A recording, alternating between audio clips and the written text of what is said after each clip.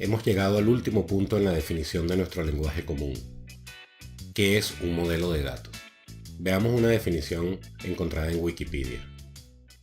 Un modelo de datos es una estructura abstracta que documenta y organiza los elementos de información y estandariza cómo se relacionan entre ellos y con las propiedades de las entidades del mundo real.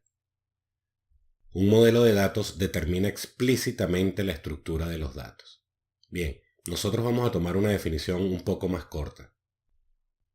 Es un lenguaje de modelado para la definición de esquemas. Y por esquema, vamos a entender una representación gráfica o simbólica. Es decir, un modelo de datos va a ser una representación gráfica de cómo interactúan los datos entre sí y cómo se relacionan con las propiedades del mundo externo. Los modelos de datos aplican en todas partes. Sin embargo, nosotros nos vamos a enfocar en los modelos de datos de la informática y sobre todo en los modelos de bases de datos. Vamos a basar nuestra explicación de qué es un modelo de datos en un ejemplo práctico. Una venta, algo que sucede entre clientes y vendedores. Los clientes tienen bases de datos, todas diferentes, y el vendedor también. Son las bases de datos de los productos que ellos quieren comprar y del producto que él quiere vender. Entre clientes y vendedores hay un proceso de comunicación. Sin embargo, es necesario que ellos hablen el mismo idioma, que entre ellos se establezca un modelo de datos. A su vez, el vendedor va a interactuar con un sistema, y de nuevo surge la necesidad de que entre el vendedor y el sistema se establezca otro modelo de datos. El vendedor debe saber cómo habla el sistema, y a su vez el sistema debe ser capaz de comunicarse con el vendedor. El sistema, formado por líneas de código, va a tener que interactuar con otro software que a su vez va a necesitar interactuar con dispositivos físicos. Estas comunicaciones entre el sistema y los dispositivos físicos también deben contar con un lenguaje común, y entre ellos también se establece un modelo de datos. Veamos que en un ejemplo sencillo tenemos 4 modelos de datos que interactúan entre sí, todos ellos diferentes, aunque todos ellos tienen características comunes.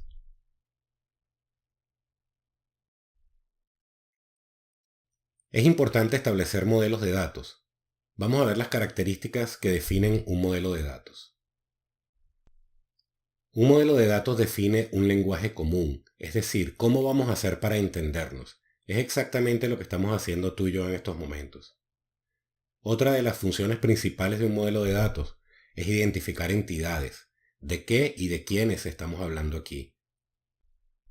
Y por último, en un modelo de datos se establecen las reglas del negocio, es decir, cómo se hace esta transacción, qué es lo que pasa aquí. Es en realidad importante definir un lenguaje común. Aquí tenemos una definición dada en 5 idiomas diferentes. Tal vez debamos agregar nuestro propio idioma para entenderla. Sin embargo, existe un lenguaje común para todos nosotros, que es lo que llamamos matemática, que al fin y al cabo es un modelo de datos bastante grande. Este lenguaje común hace que todos podamos entender las definiciones que vimos. Es un esquema de cómo se relacionan los datos entre sí. Otra de las funciones del modelo de datos es identificar entidades. Para identificar entidades, veamos nuestro ejemplo de nuevo. Sabemos que en una venta hay clientes y vendedores. Es interesante ver que la palabra clientes y la palabra vendedores son las dos sustantivos. Y un sustantivo es algo que tiene existencia real. Sin embargo, sabemos que entre los clientes y los vendedores, el proceso que se da es una venta, y de esta venta nacen muchas otras entidades. Podemos hablar de facturas, de productos, de pagos, muchísimas otras entidades. Por ahora vamos a quedarnos solamente con facturas y productos. Y de nuevo vemos que todas las entidades que hemos identificado son sustantivos. Para nuestro ejemplo, identifiquemos las entidades con un rectángulo. Sigamos con las reglas del negocio. Como vimos, las reglas del negocio nos dicen cómo se va a hacer la transacción. Tenemos nuestras 4 entidades, tomamos 2 de ellas, y una de las reglas del negocio dice que las facturas tienen productos. Y empezamos a ver cómo se hace la transacción. Es decir, ¿puede alguna factura no tener ningún producto? Pues no, todas las facturas tienen que tener al menos un producto, si no, no pudieran existir. Y este concepto de que todas las facturas tienen al menos un producto, lo vamos a identificar con una flecha que tiene una punta sólida. Sigamos haciendo preguntas. ¿Cuántos productos puede tener una factura? Pues una factura puede tener cualquier cantidad de productos. No hay un límite en la cantidad de productos que se puedan vender. Esto lo vamos a identificar con un signo de infinito. Lo que estamos haciendo es definir un esquema, unos gráficos, unos símbolos que van a identificar qué es lo que está pasando en esta transacción. Hemos definido la cardinalidad, es decir, el número de elementos de un conjunto. Hemos definido cuántos elementos puede tener el conjunto de productos de una factura. Este concepto de cardinalidad es bastante importante en el diseño de bases de datos. Hemos definido cuál es el mínimo y cuál es el máximo en la cantidad de elementos de ese conjunto. Definimos ya la relación que hay entre facturas y productos. Pero siempre las relaciones hay que verlas en dos sentidos. Es diferente la relación entre facturas y productos a la relación entre los productos y las facturas. Veamos por qué.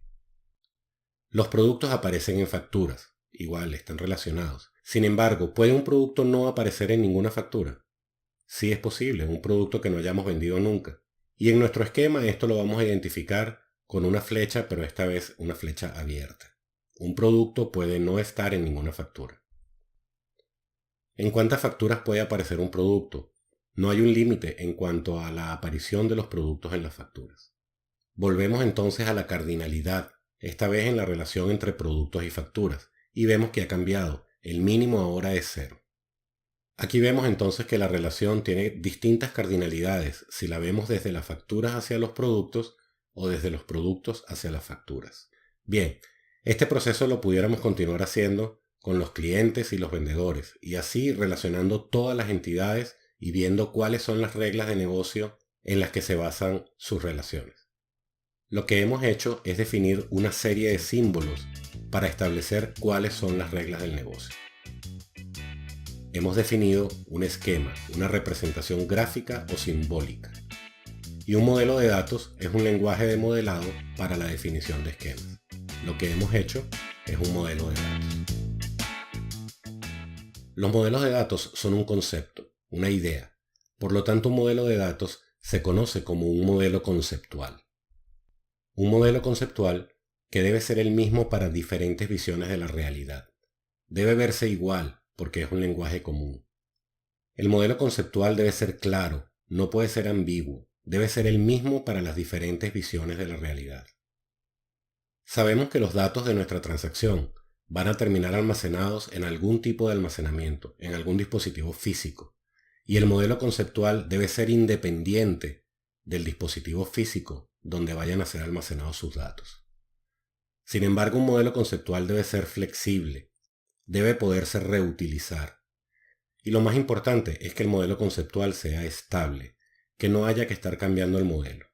La Asociación Americana de Estándares define 3 niveles: un nivel externo, un nivel conceptual y un nivel físico. Veamos algunos modelos de datos. Aquí vemos un modelo de datos de generación eléctrica, plantas de electricidad.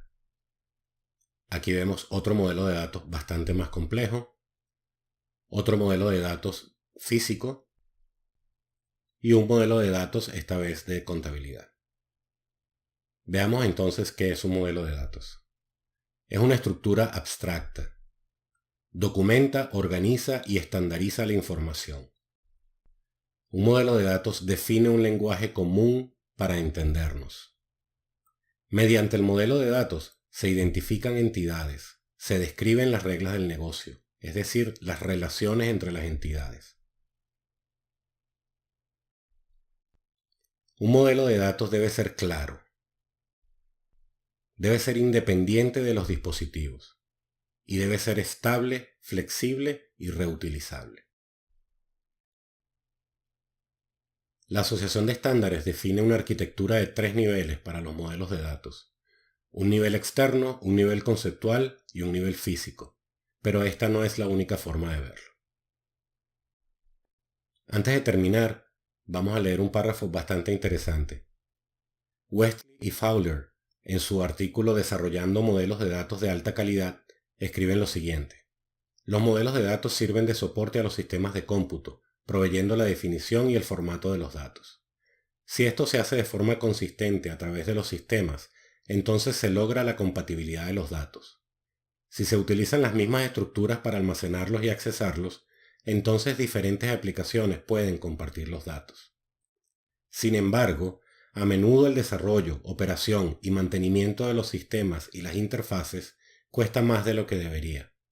Pudieran incluso restringir el negocio en vez de soportarlo. La principal razón es que los modelos de datos implementados en los sistemas e interfaces es de una calidad muy pobre.